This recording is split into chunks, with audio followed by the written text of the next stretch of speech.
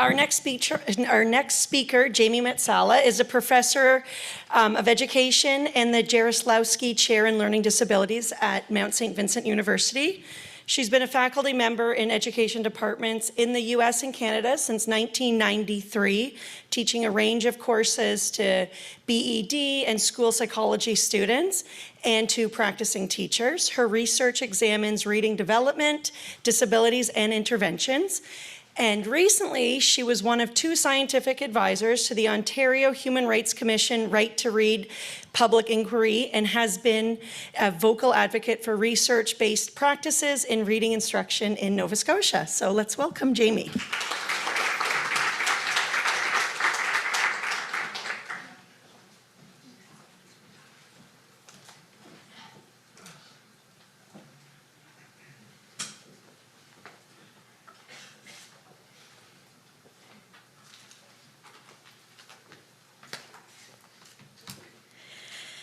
Thank you, Heather, for that introduction. And I'm really thrilled to be here today to get to have this discussion with all of you. And before I start, I just want to really acknowledge and almost dedicate this moment in time that we're discussing these issues to the parents and educators, the families and the advocates who have been living this every day across Canada, and particularly to those of you in Nova Scotia who I've had the opportunity to meet with many of you.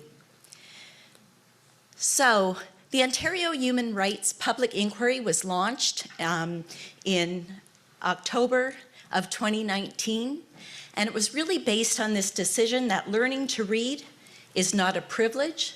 It's a basic and essential skill. Learning to read is a human right. And the Moore decision really confirmed that human rights laws in Canada protect the right of all students to an equal opportunity to learn to read. And the right to read applies to all students, not only students who are identified and acknowledged to have dyslexia or reading disabilities.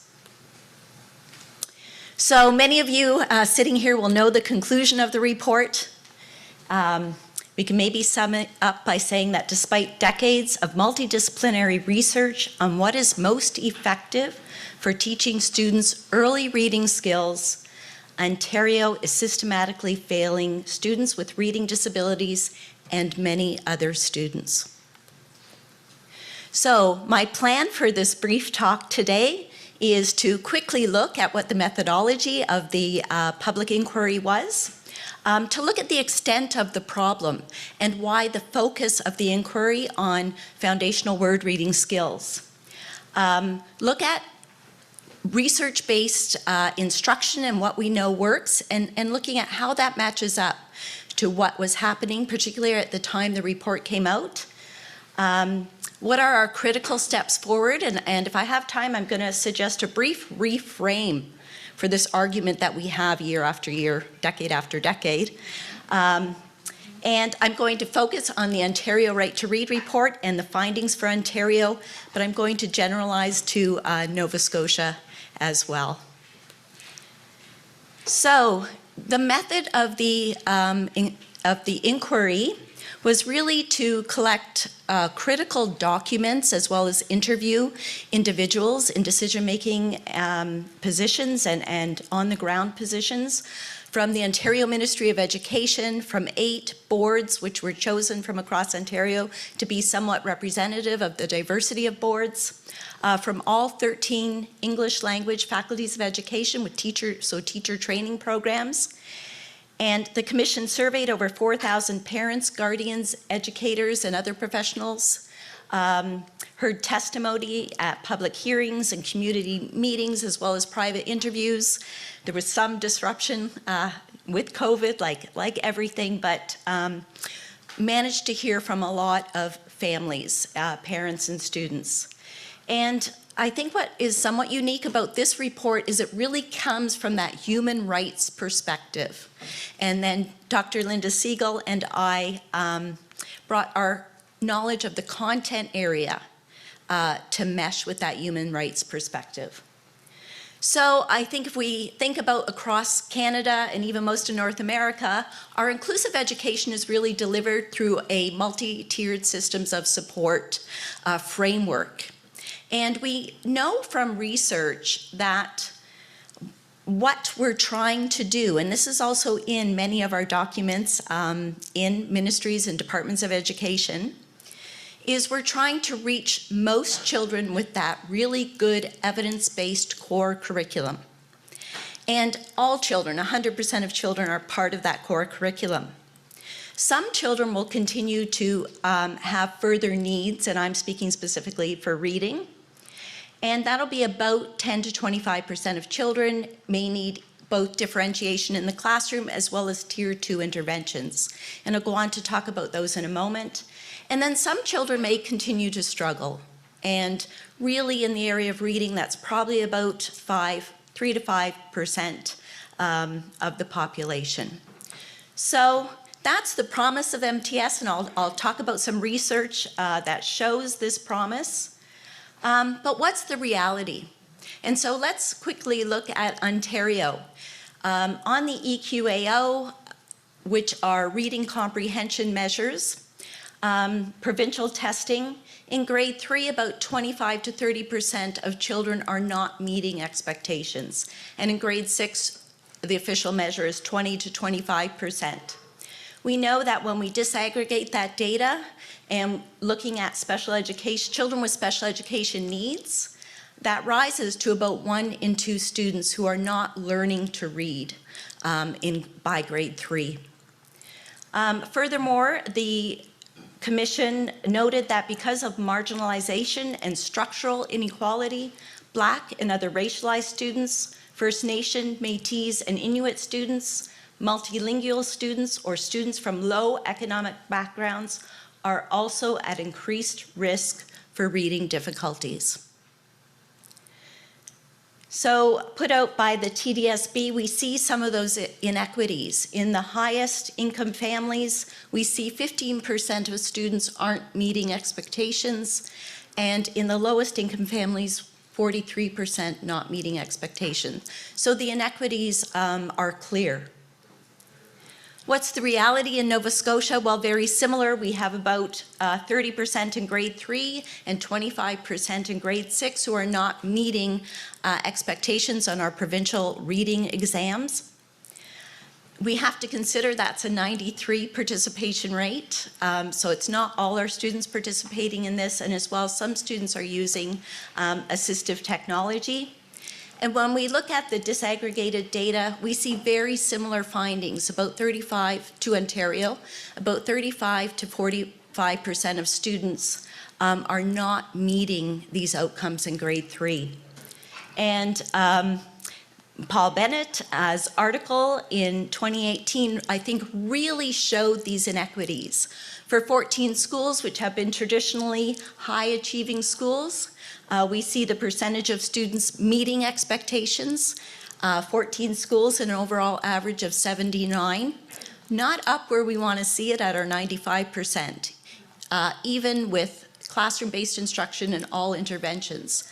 But then we looked at what the Halifax Regional Centre has in the past called high priority schools, and we see that goes up to a mean of 44% of students not meeting expectations on grade 3 reading exams.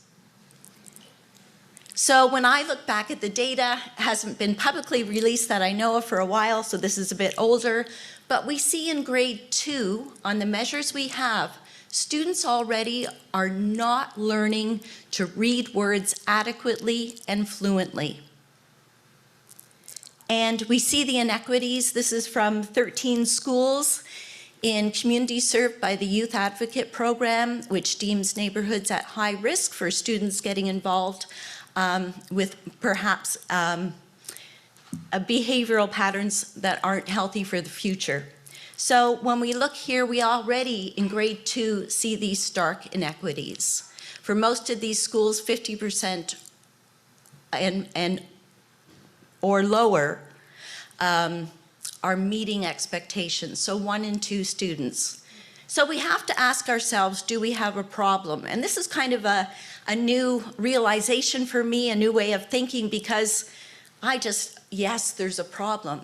But we often, and many in powers, in positions to make decisions, don't see this as so problematic. It's almost flipped around. While 70% of our students are meeting, we're doing pretty good. So is it a problem that far too many children are not taught to read well? That this impacts disproportionately those groups that the Ontario Human Rights recognizes as code-protected groups, and certainly impacts children who have dyslexia and reading disabilities. And I've borrowed a screenshot I took from Kareem Reaver's presentation at the Right to Read Symposium in March of 2022. And he really pointed out the dangers of some of the responses we often give to this problem. And that is, I told you those poor kids were unteachable.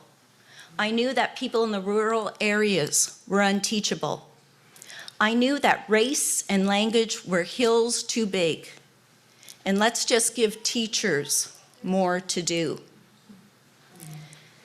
So what Mr. Weaver and the Commission really point out is that these are system-level issues. This is not blame to be put on the backs of individual teachers and families. And so we need to address these at a system level. So the Right to Read inquiry focused on foundational word reading skills. And poorly developed word reading skills, they act like a bottleneck to comprehend text. If you can't read the words, you can't understand the message of the text. On the other hand, when you have good word reading skills, you can really put your attention towards making meaning and all those higher level cognitive demanding processes. So they focused on foundational word reading skills because of the ongoing struggle of Ontario students, and I would add students across Canada, to receive evidence-based instruction in these foundational skills. The difficulty of so many students meeting these early reading outcomes. They focused because research recognizes the importance of explicit and systematic instruction in these early skills. And they focused because of the recognition of the rights of students with dyslexia in the Moore decision about 10 years ago. So the Right to Read report and the Commission also recognized, however, that literacy and learning to read is a very complex process that happens over development. And they recognize that there is much more to reading and literacy than word reading. It's critical, it's essential, it's non-negotiable, but there's also much more. And one place in the report, they state a comprehensive approach to early literacy recognizes that instruction that focuses on word reading skills, oral language development, vocabulary, and knowledge development, and writing are all important components of literacy. Throughout the report, they recognize many components: storytelling, book reading, drama and text analysis, spelling and writing, building background knowledge and vocabulary knowledge, reading comprehension strategies. And the Commission advised that these elements must also be addressed when implementing report recommendations.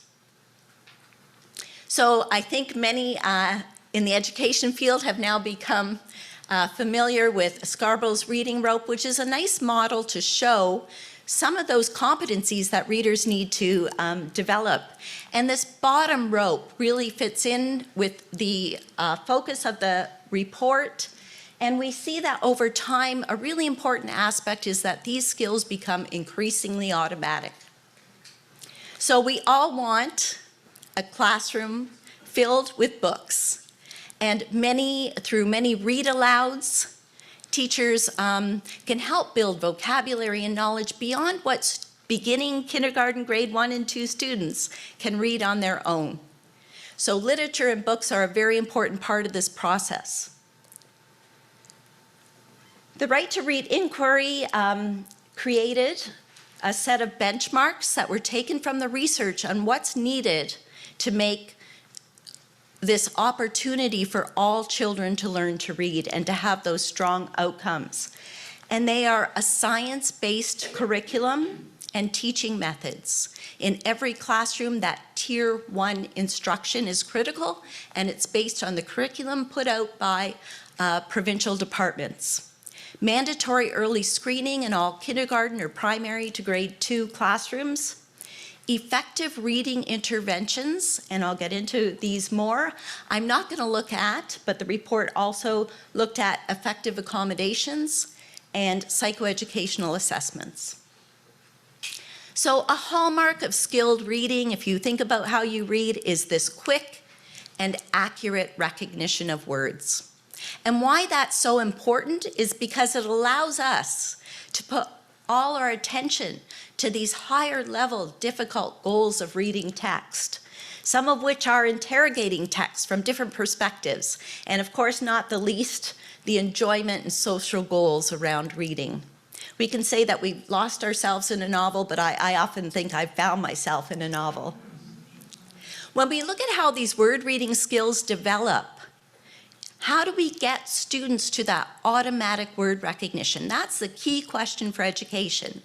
And what we know from research is that this process of learning the sound symbol correspondences and how to use those to sound out a word, that forces us to pay attention, close attention to the sequence of letters in a word. And when we do that with a word several times, our brain then memorizes that word and sees it on sight. It becomes what we call a sight word.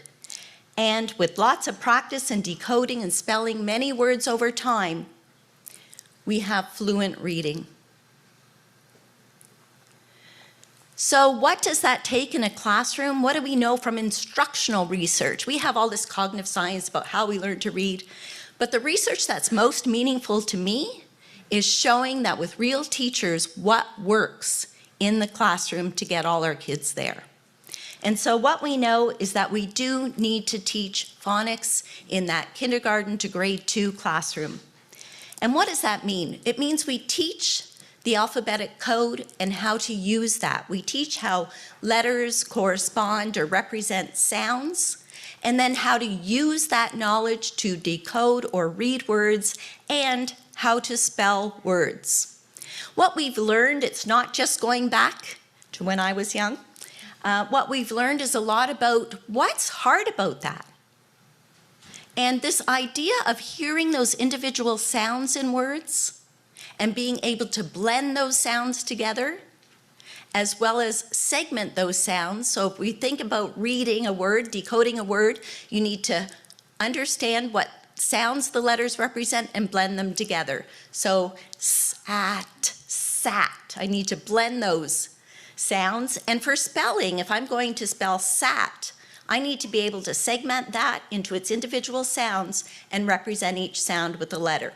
So we teach these, we teach phonemic awareness largely in the context of working with those reading and spelling. And we do this from the beginning with students practicing and applying these decoding spelling skills. And we build to more advanced word reading knowledge and skills. So what are the critical features of this instruction in a classroom? Really, it needs to be explicit and direct. We're not immersing children in books and having a discovery method here. We're teaching the sounds, we're teaching the letters and the sound they represent. We're teaching how to blend. We're doing this through direct explanation, modeling, scaffolding, and scaffolded and independent practice. Instruction needs to be systematic. And that means teaching the system from the most easiest to the most difficult. Why is that important? It's important because if I jump in the middle of the alphabetic system, I'm going to carry those forward who already came in with those skills, but I'm going to miss a large part of my classroom. So we start with the easiest and we bring everyone along learning. That's called universal design for learning. We're teaching in a way that we can help all children learn to be successful with these critical, necessary foundational word reading skills. So we begin in kindergarten teaching this knowledge. The meanings of words, obviously very important in this mixed as well, so we're teaching a lot of vocabulary. And from about grade 2 onward, there's a shift, and we focus on morphology and using our knowledge of morphology to read words and to induce the meanings of words, as well as the very complex kind of orthographic patterns in our system and syllable patterns. So that's a little glimpse of what the research tells us we need to do in those early classrooms. What's happening in our classrooms in Ontario and Nova Scotia? So to talk about that, it helps to go back a little in time to understand the history really undergirding how we're teaching now in our classrooms, largely. I'm talking in generalities, and I have to recognize that there are pockets of wonderful work going out there, but what were the overall findings of the commission? So if we think about Frank Smith, really this notion that learning to read is a natural process. It doesn't take a lot of explicit instruction or any explicit instruction. And Ken Goodman's famous idea that reading is a psycholinguistic guessing game, that actually we become better readers and we develop skill as we learn to integrate these cueing systems. You know, I had the absolute privilege of studying under Keith Stanovich, who set out, this was a good theory. And one of the things about a good theory is it's falsifiable. And Stanovich and his colleague West actually set out to show that this was true. And from their research, kind of in the late 70s, early 80s and onward, we found that no, this isn't true. This is almost one of the most replicable findings we have in cognitive science, educational psychology. So what does that mean for our classrooms, and what are we doing today that we've really embraced these notions still? Our current approaches are largely referred to as falling under a balanced literacy umbrella. And it means that we teach children to learn words largely within texts and based upon using these multiple cues. So if we think of multiple cues as using pictures and story context, the student's prior knowledge, sentence structures, and some of the letters in words. Usually prominent letters such as what's the first letter, what's the last letter, then maybe look at the middle one. There's even been directives to not say, to sound out the word. So if you recall, how do we build automatic word recognition? We take in those sequential letters and words, we process those to build up that automatic sight pattern so that we have a representation in our brain that after I do that a couple times, I can recognize it instantly. This does not do that. It's directing attention away from that process. So many of us have maybe been listening to the Sold a Story podcasts that have just come out, and I think it's so powerful because it gives a lot of this history. And it calls out many of these programs that we find in our classrooms across Canada. I'm a witness to, it's like this started in 2000, but actually I'm a witness to this going back much earlier. When I was trying to get my dissertation data, I was so worried about, finding that 1 in 5 or 1 in 10 students who had reading difficulties. But lo and behold, in Ontario, I went into the schools and I found tons of students for my reading disabilities group. In 1995, I was invited, I was a professor at the University of Maryland, assistant professor, invited to write an article for the Boston Globes, which also, of course, had an article, competing article by a whole language advocate. And in 1998, we put out a volume with Linnea Erie on word recognition and beginning reading, which came out into the culture of whole language. So I feel like I'm a witness to the tenacity of these ideas. And And so that's our curriculum, a balanced literacy approach. And curriculum drives everything. It drives instruction, the resources that we give teachers, our teacher training programs and ongoing support for in-servicing, our interventions and our assessments. So you can understand maybe the conclusion of the Ontario Human Rights Commission. So what about this mandatory early screening and effective reading interventions? And I'm just going to fly through some Canadian research that shows what can be done. So this is by Dr. Giorgio in Edmonton, taking the bottom performing students at mid-grade 1, students who are struggling with foundational word reading skills. The intervention is all those things I just talked about, for 15 hours of total intervention time, and all students were back on track by the end of grade 1 on these foundational word reading skills, except for a handful, 7 children, which meant the 1% of the total grade 1 population. That's powerful, and it's not that much time. Compare that to the interventions that we do in Vancouver, a very big school board, research by Linda Siegel and her colleagues, where we had the typical amount of students come to kindergarten and on screeners. We can see they're at risk for further reading difficulties. But again, talking about that system of evidence-based classroom instruction and intervening right away by screening when students are not right where we expect them to be. At the end of grade 2, only 2 to 3% had difficulties in foundational word reading skills, and they followed this cohort through for grade 7 with those same outcomes. So, and this is another school board in BC implementing an MTS system for these foundational word reading skills, and they saw over the 4 years of implementation that their results went from where they had 92% of students overall meeting or exceeding expectations compared to 68 provincially, and for their Aboriginal students, 94% were meeting or exceeding expectations compared to 51% provincially. And this was despite being from what was measured to be very high kind of vulnerability on an early childhood measure. So this is the goal, and this is the reality. We've seen that this can happen, but it's not happening. What are our early interventions across Canada, really? We focus a lot on reading recovery. Nova Scotia is particularly invested in reading recovery, and also the leveled literacy interventions. And there's research out there that shows that these are not effective. They're not effective for students who struggle with foundational word reading skills.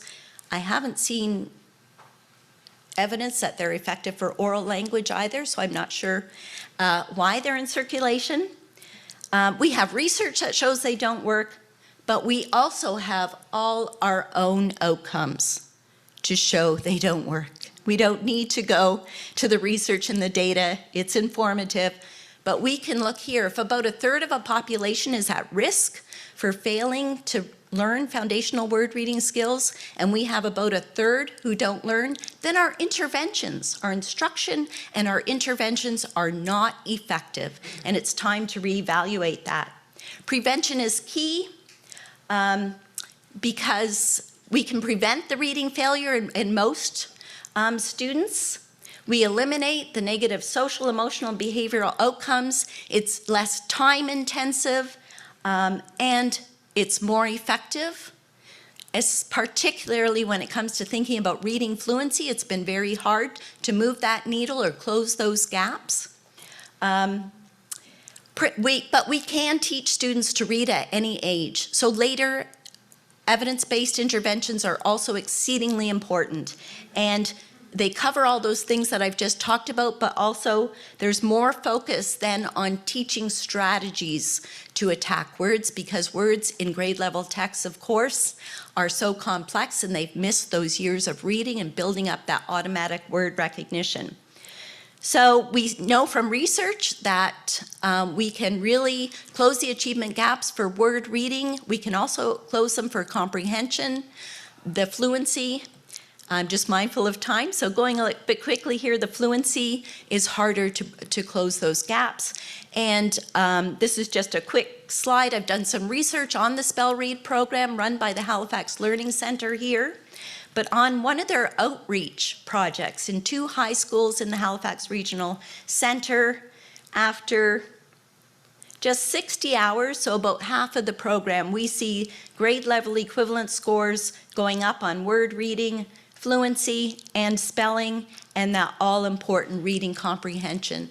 This intervention really focuses on building those foundational word reading skills, and we see what I was saying about it being a bottleneck for comprehension, because once students can decode, they can bring those strong oral language skills to understand text. So that's the goal. The Ontario Right to Read report is really a roadmap to do that with 157 recommendations, and I'm going to read each one to you. So recommendations that are particularly important: the curriculum change, the universal screening. Our panel will talk more about some of these, and early intervention. And I just wanted to lay out where my heart and soul is at this present time. What are the crucial, essential steps that we need to take right now in Nova Scotia? And we need a major shift in curriculum and classroom instruction, and this includes removing references to the queuing system and removing materials.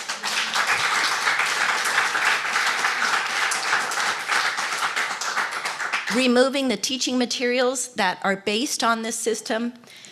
This means getting evidence-based resources, materials, and programs. This area is very much supported by evidence-based programs. Getting those in the hands of all kindergarten, or here we say primary to grade 2 teachers. And of course, they can't just be put in the hands. This needs to be with adequate professional learning and training and ongoing support and mentoring, and aligning those classroom assessment with instruction, not assessing students by the level readers that they are doing.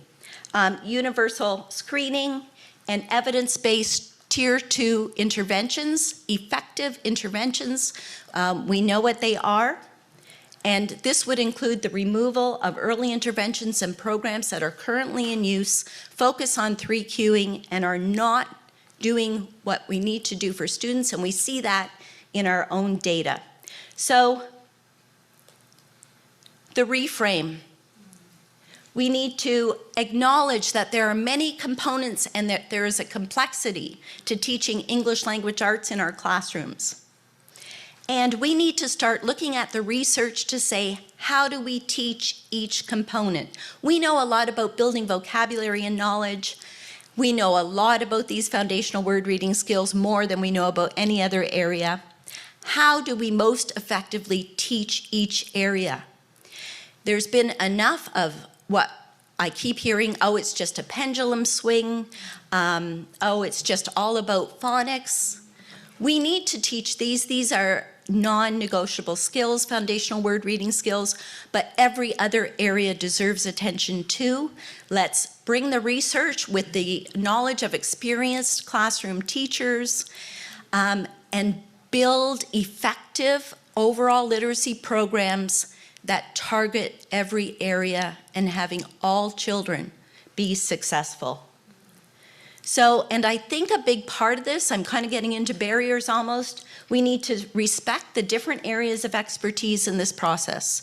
I think that literacy people feel this put all on their shoulders, or feel that they need to do it, need to do this exclusively. We have distributed expertise over our many professionals in the school system, and we need to come together and all take responsibility, and this needs to be opened up by literacy leaders to let us all have part of that responsibility. So, thank you.